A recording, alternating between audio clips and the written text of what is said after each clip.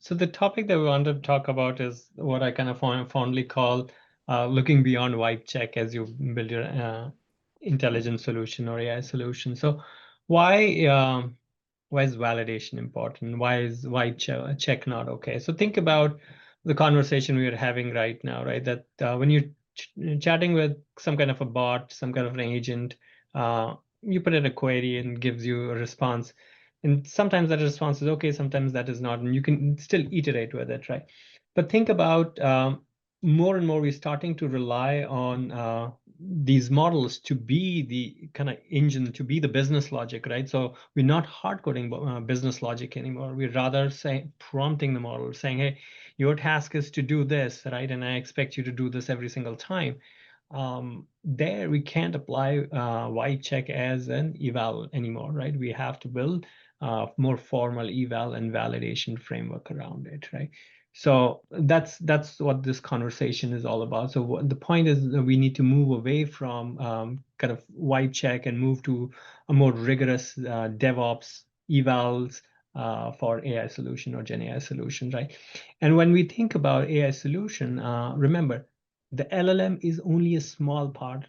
It is the part which is important, which is the brain of your application, right? But there is still a lot of software engineering around it that we need to still take care of, right?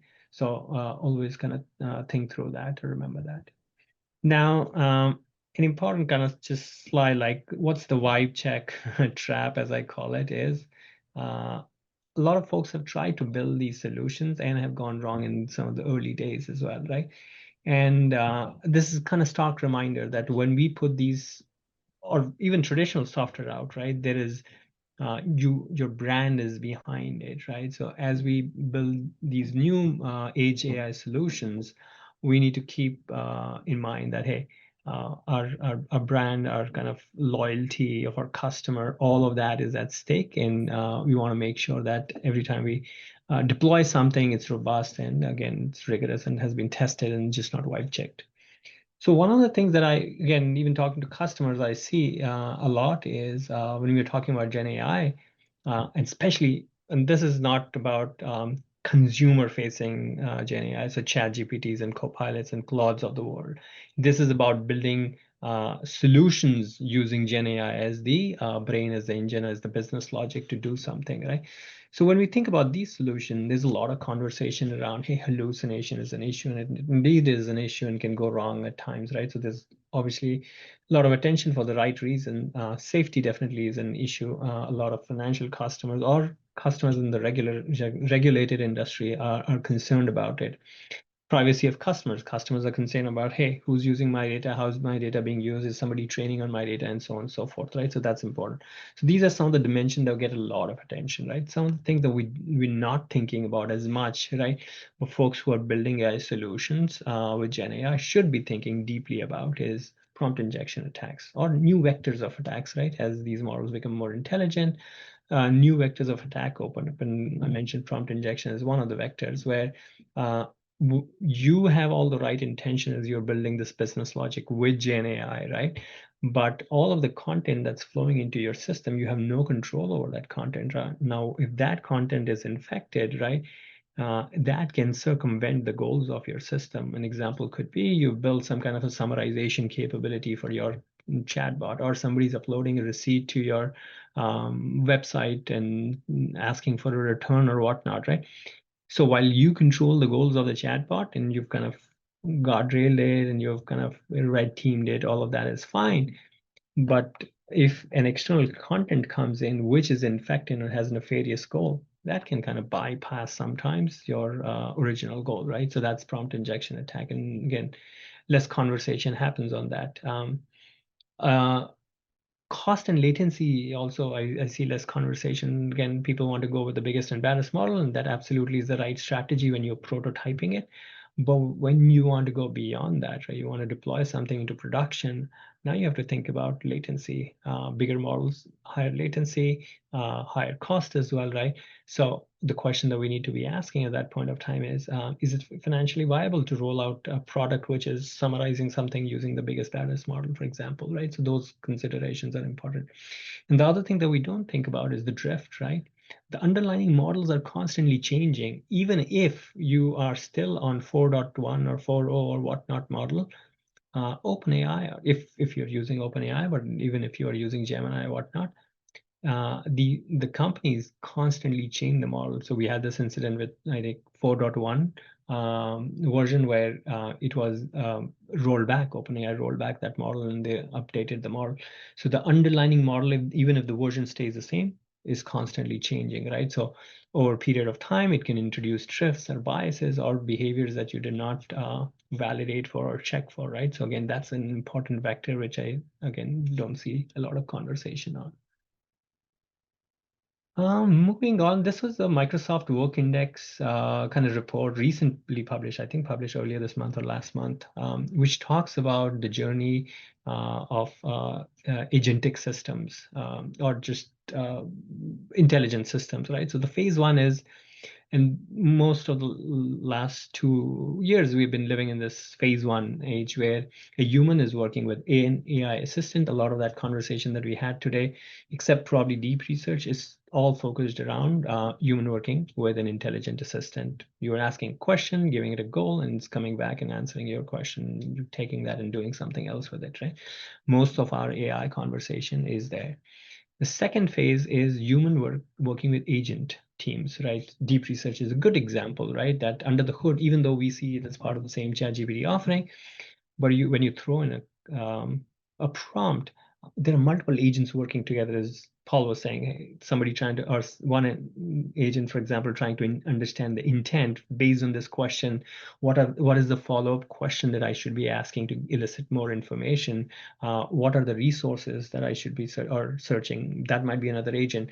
Somebody's triaging that agent's outcome, which could be another agent totally, and then somebody summarizing all of that, right? So there are probably multiple agents working under the hood to get stuff done. So again, human working with multi-agent teams is going to be an important, interesting phase, and we're kind of entering them. We are somewhere in the middle of it. We're transitioning from that first, but bulk of that is still in phase one. Phase three is going to be interesting, more interesting. This is something John has been writing about: digital employees, right? Your workforce is augmented with digital agents that co-work with you, that operate with you, right? Humans are still in the lead, but a lot of the work is being done in the team, right? So you can think of these as digital co-workers working along with you, and being part of the team. And then probably there's another spectrum out there somewhere, which is agents are autonomous and doing things, and they only come back to humans for validation or some kind of an oversight. But otherwise, they're kind of fully functional. You can delegate stuff, and the agent team goes and does things for you, right? So that's kind of another kind of far off on the horizon somewhere. One of the things that I always say is you're building your AI solutions, right? One thing that is in your control is your evals. Everything else, maybe not, right? So think about it this way: as you're building these solutions, somebody else built that model, right? You didn't build that model, right? I mean, sure, you prompted it, but again, as we talked about, they can change the version and whatnot, right? So we really sometimes don't own those models unless you're kind of fine tuning and you're owning your own model and owning your own intelligence. Then might be a different case. But if you're just prompting the model and getting stuff done, you really don't own the model there. There are a lot of other pieces in the software stack which we might not own, right? But one thing that we can for sure own is owning your evaluation. And by owning your evaluation, you have more control over the outcome, right? So that's why I always kind of underscore, before you own your intelligence, try to own your evals, because without owning the evals, you don't own your outcomes, right? You don't have good control over your outcome. Then again, this is pretty straightforward, right? Any AI solutions that we are building, you build stuff, whether you're fine tuning a model or you're using the model as is, you're prompt tuning, whatnot, right? So in that build phase, You test and then you deploy, right? So the two aspects that I want to go deep on is testing aspect, right? And this is what the kind of meat of the conversation is. How do we test and eval better? And then once we've deployed, how do we kind of observe and all of that as well? Um, and that's where I want to spend most of my time. And one of the things that I say always is like software engineering, there's a lot that we have done for decades in terms of QA and validation, user testing and whatnot, right? Uh, some of that is not equal to GenAI testing because the behaviors are very different, right? What software is kind of pre-coded, hard-coded, somebody wrote that code who probably will behave forever the same way, but GenAI models are stochastic in nature and their behavior can change and things like that. So these two things are not equal, right? But what is we can draw inspirations from some of the structure that software engineering has taught us, and we could talk a little bit about that. I keep a tab on time as well.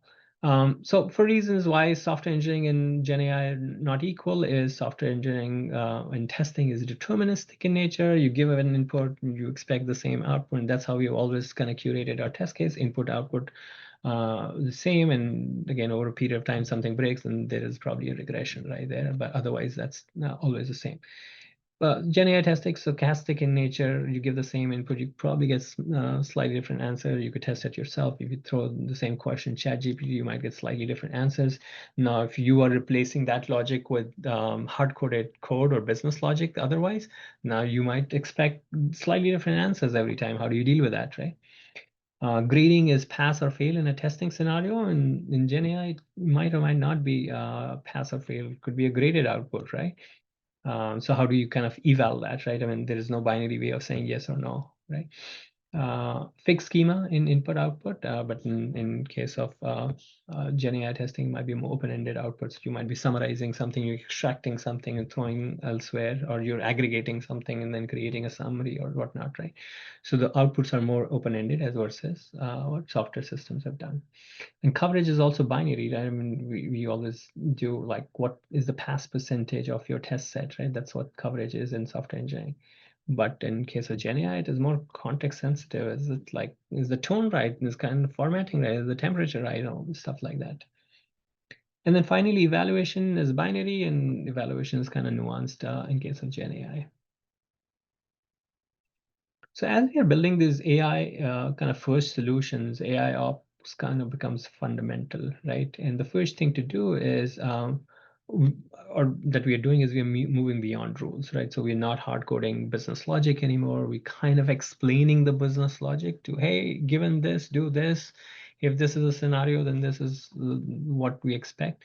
So we kind of natural languaging that business logic and explaining as if you were explaining the business logic to a human instead of hard coding, right? So that is a tricky place.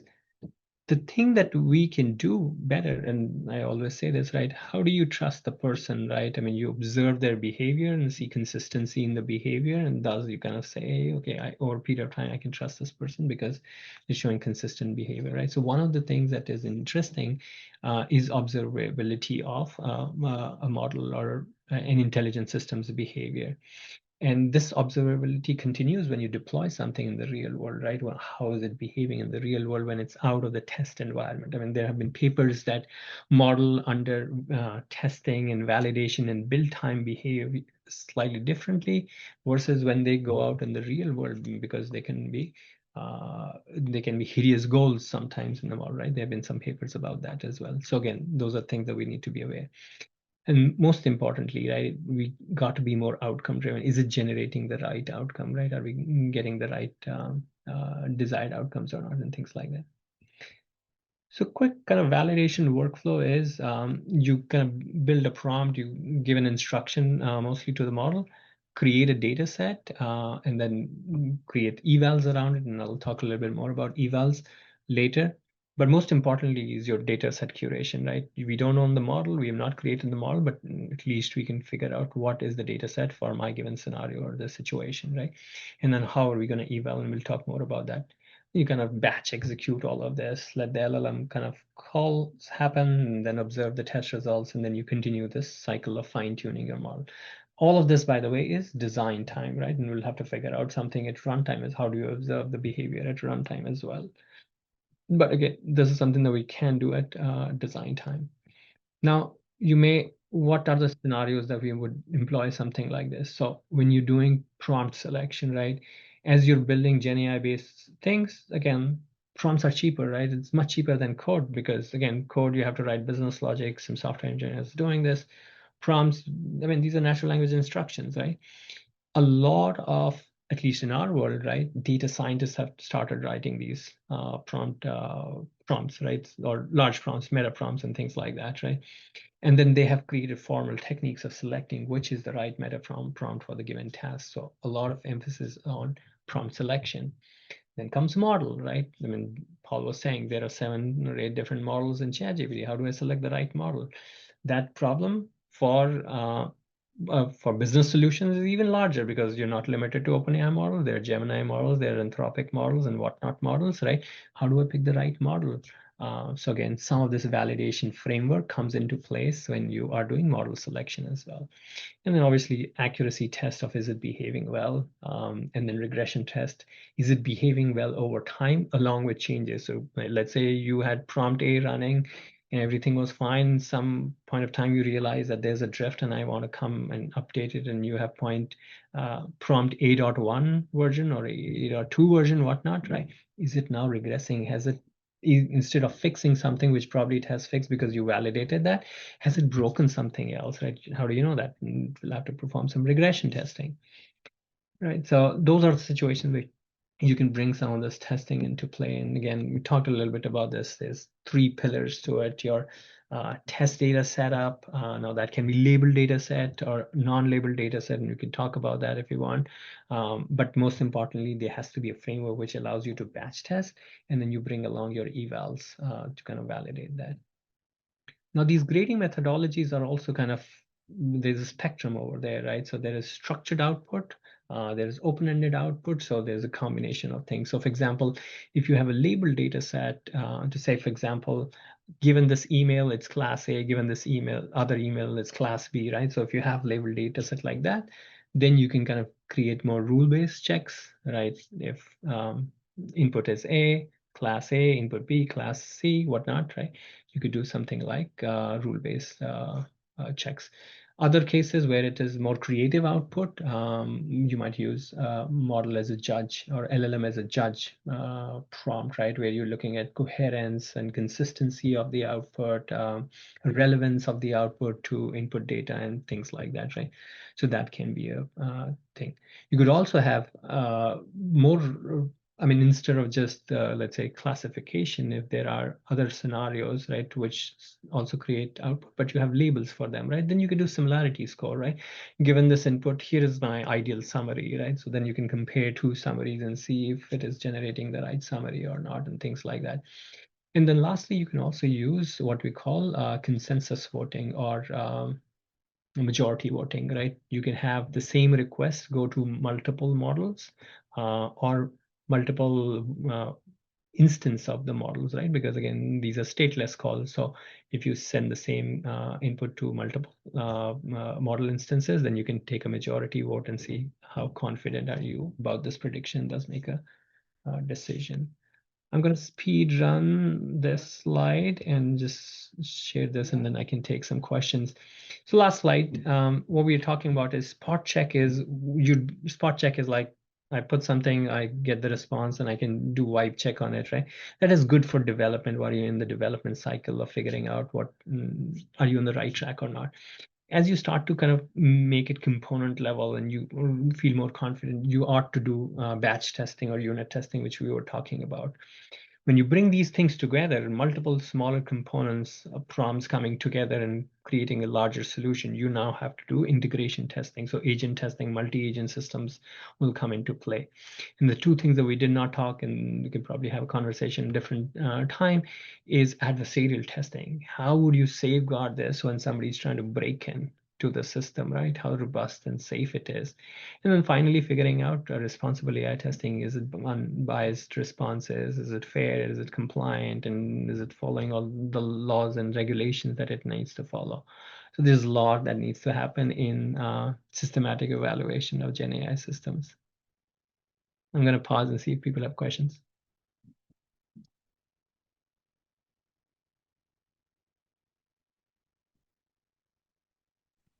Jeez, that's a lot of stuff. Nice. I know, I speed ran all of that. Yeah. How do you know how big a test batch? I mean, almost all these dimensions, you've got to, you know, there's some break, how much testing we do, how many prompts, how many. Yeah. So again, there's no rocket science, Paul, to that. And the way the rubrics that we have internally is it's what's the blast radius, right? How big is your audience? And with the larger deployments, you have bigger sizes. So when we build software, we start with private preview. So we kind of privately or kind of show a smaller set of customers and early capability. So again, the validation sets are kind of fairly small then. And when you go to public preview, your sizes start to exponentially grow. And then when you call out something is generally available, like production workloads can happen on this, again, massive size data sets. So it grows with the blast radius and exposure as well.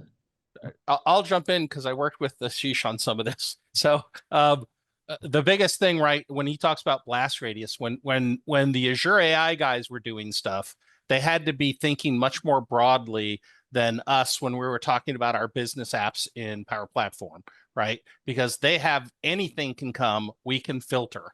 And so that was one of the things that we did early was, okay, how do we filter? Now, how do I know I have enough testing?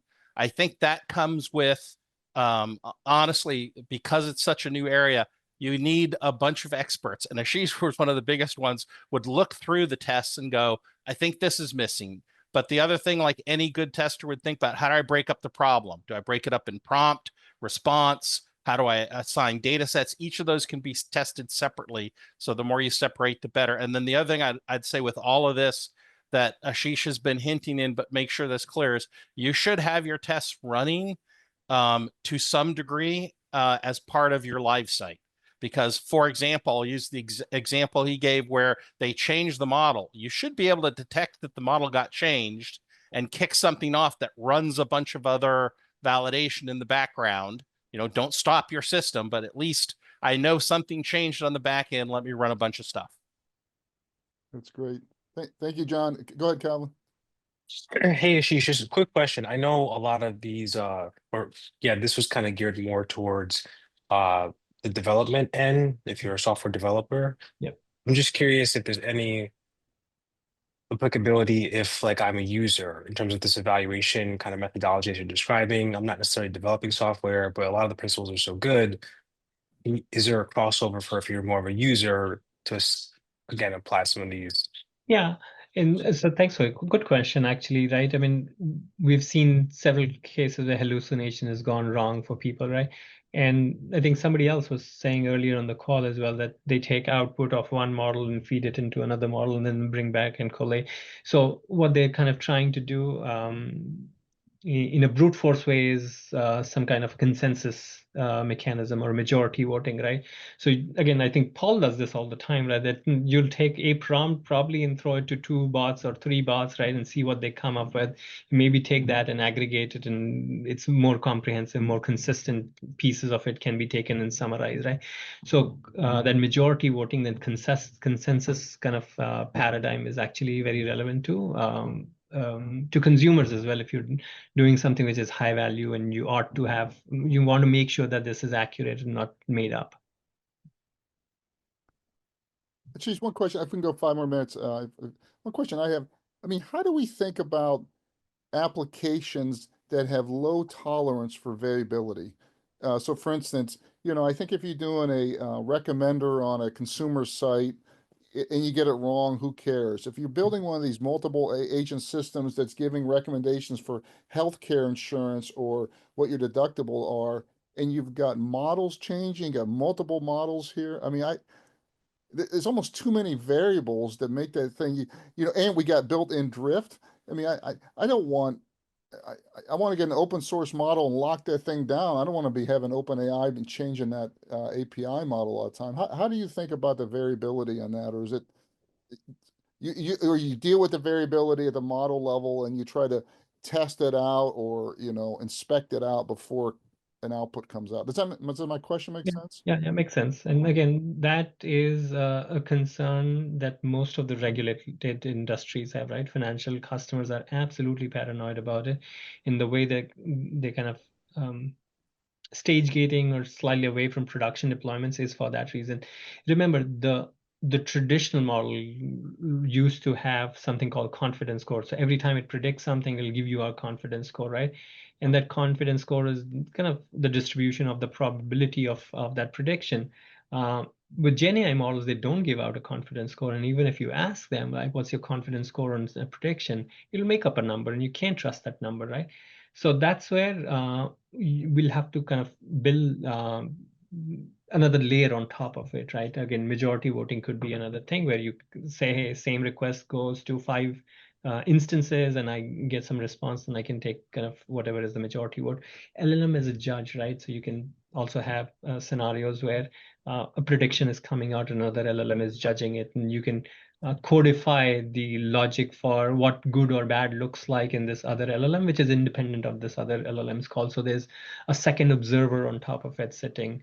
But again, a lot of this has to still evolve, right? The best thing would be if the model would spit out confidence scores of some things, and then we'll feel more confident about stuff. Yeah, and how do you believe that confidence score if it's a reasoning model and we don't even know that it's telling us the right reasoning behind it? Yeah. That's true too. Yeah, go ahead, John, and we'll finish up after that. Well, the thing I was going to add is if you really are concerned about the variability of what the model's producing, ask yourself, maybe I shouldn't be using a model. Right. So, or a different model, a smaller model that's a little less, again, right?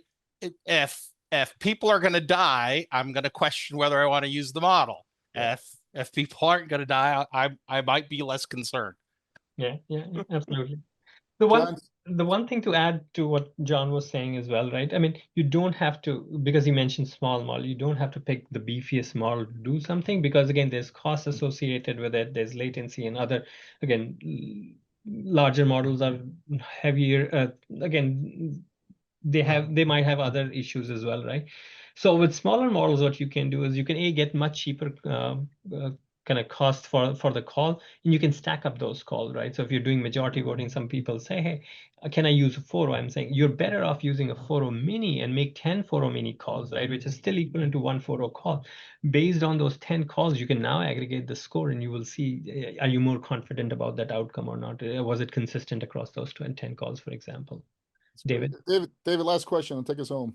Sure. I just wanted to say that I had a model keep giving me the wrong answer, where it said, I'm sure I'm right this time. And I asked it to give me, please, a confidence score. And it said, clearly, I don't know what I'm talking about. I was sure I was right the last 10 times. If I gave you a confidence score, I'd be making it up. So I don't think I should.